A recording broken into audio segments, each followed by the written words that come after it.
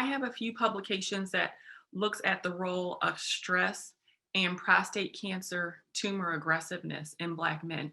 And so I looked at Black men specifically because I had wondered um, if Black men who maybe were exposed to more stressors in their lifetime, if that had any correlation to Black men getting prostate cancer earlier in their life and getting more aggressive disease. And so there was very realistic ways that we were able to look at that in the lab, and then also in collaboration with public health colleagues that I have.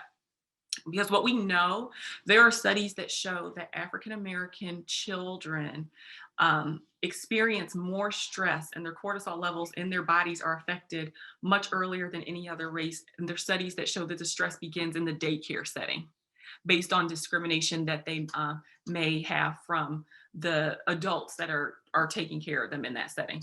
And so imagine cumulatively how that looks.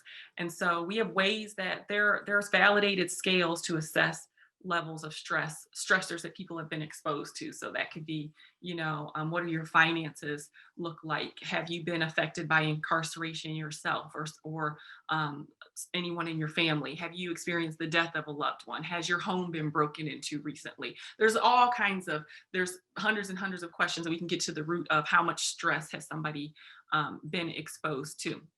And we know that unfortunately, African Americans in this country are exposed to more of these stressors than other demographics.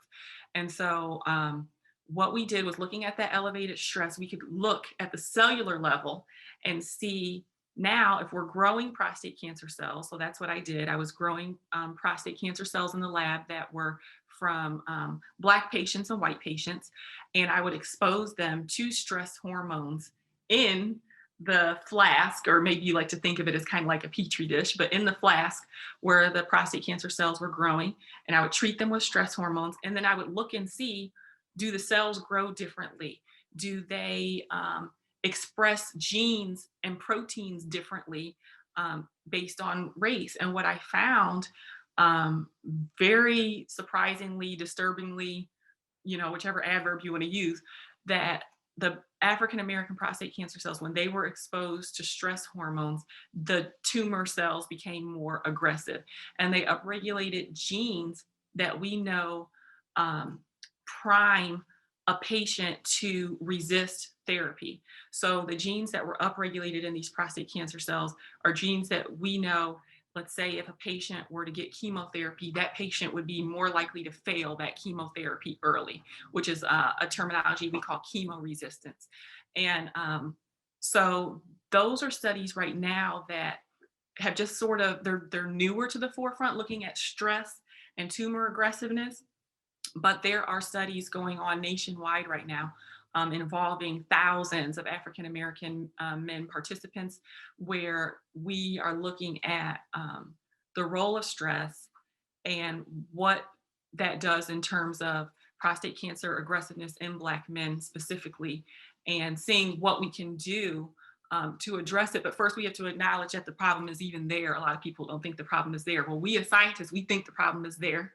So we have to get the data to show the public that the problem is there. And then we need to really address the systemic racism that leads to this elevated and chronic stress that other demographics don't have to deal with, because it's literally leading to increased disease and increased health disparities. And if that's something that we can change at some very basic levels, then that will improve health overall.